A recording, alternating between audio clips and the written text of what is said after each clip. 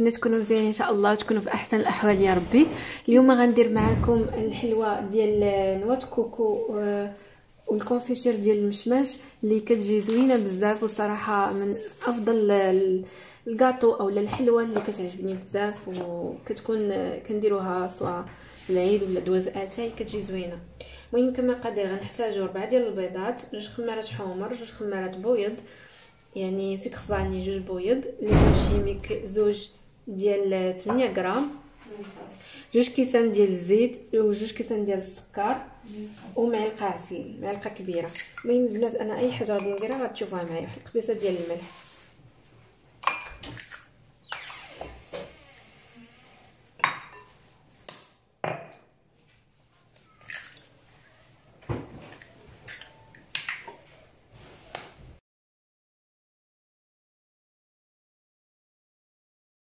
هنايا البنات كما تشوفوا درت قبيصه ديال الملح، 4 ديال البيضات، غادي نزيد 2 ديال لي ساشي ديال سكر فاني يعني 2 خمارات بويض، وغادي ندير 2 كيسان ديال سنيده، وغادي يعني سكر 2 كيسان ديال السكر، حنا كنقولوا سنيده.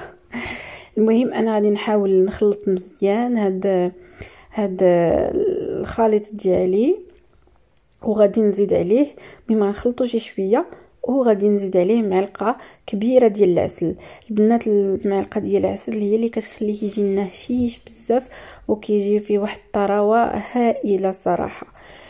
كما تشوفوا هنايا غادي نخلط مزيان مزيان تيتجمع ليا كلشي هادشي. البنات اللي ما عندهاش العسل، انا الصراحه العسل اللي كننصحكم بها هي اللي كتعطي داك الطراوه زوينه بزاف. اللي ما عندهاش العسل تقدر دير معلقه ديال الكونفيتير اولا المهم معلقه ديال الكراميل، المهم شي حاجه اللي تعطينا الطراوه، ولكن انا كننصحكم بالعسل الاحسن. صافي هنايا غادي نخلط مزيان مزيان صافي، وغادي نزيد واحد الكاس ديال الزيت ديال العنبه بطبيعه الحال، الكاس اللي كنعبروا به هو اللي كنبقاو مكملين بالعبار به، و غنزيد الكاس الثاني يعني 2 كيسان سكر، 2 كيسان زيت، 4 ديال البيضات، 2 ديال لي ساشي ديال سكر فاني. مقادير بسيطه بسيطه وسهله بزاف صافي. وغادي نخلط مزيان صافي غادي نخلط حتى يتخلط حتى ما يتفاعل ليا هاد الخليط ديالي ويذوب ليا السكر مزيان. وديك الساعات باش غادي نزيدو الدقيق ديالنا اللي نكونوا غربلناه بطبيعه الحال، ونتلاقاو.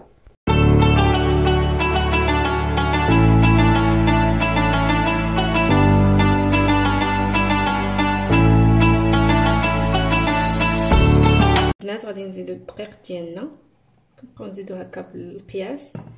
البنات غادي ندير الخماره حمراء باش تدخل ليا مع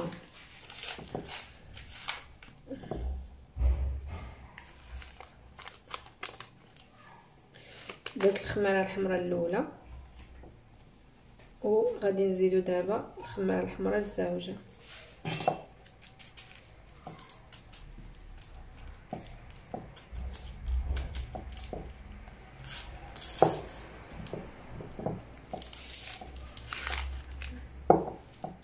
درنا الخماره الحمراء الزوجه حتى هي صافي. دابا غادي ندي نجمع،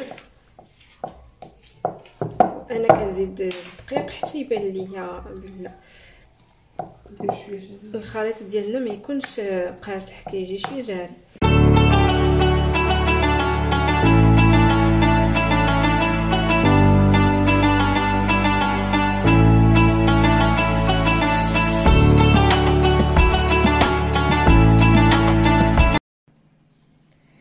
هنايا كما كتشوفوا كنديروا دويرات بحال هكا، كنديروا هكا ديبول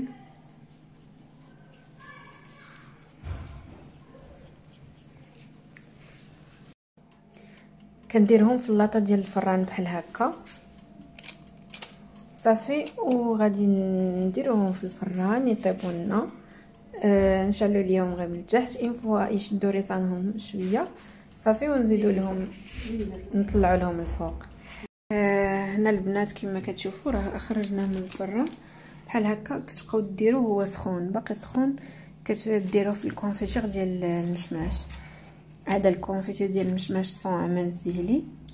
صافي هنايا غادي تبقى ديروا ماما في الكونفيتور وتخليه يشرب واحد المده ديال 5 دقائق. صافي اون فوا دوز لينا 5 دقائق ما حدو سخون، اون فوا غير تخرجوه من الفران كديروه في الكونفيتور وهو سخون. صافي نولي نخليوه في الكونفيتور واحد 5 دقائق ومن بعد باش نحيوه ونديروه عاد في نواه كوكو اولا الكوك. المهم البنات كما تشوفوا هنايا كنحي داك الزياده ديال لا كونفيتور وكنديروها في نواه كوكو اولا الكوك بحال هكا. ندريو عليها شويه الكوك.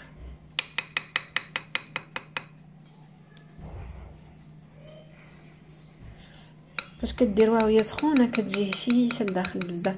اصلا العسل كيعطيها واحد الهشه بوحديتها صراحه.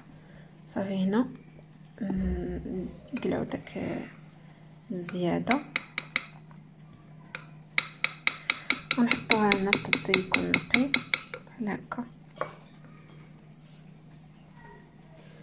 هي حدوها غير من الفران من التحت لانه دغيا كطيب من التحت مع الشيشه دغيا. صافي كتسيح وكطيب بحال هكا. صراحه الا جربتوا هاد الوصفات ديال الريشبوند صراحه ما غاديش تستغناو عنها، كتجي زوينه بزاف. واللي كيذوقها عندنا كنعطيلو المقادير كيدير نفس المقادير ديال ماما كتخرج له زوينه بزاف. كيولي مدمن عليها. غير واحد الحاجه ديال الريشبون انه ما حدها سخونه، هي سخونه تغطسوها في العسل في كونفيتور باردون. هانتوما تشوفوا دابا راه من الفوغ للبول.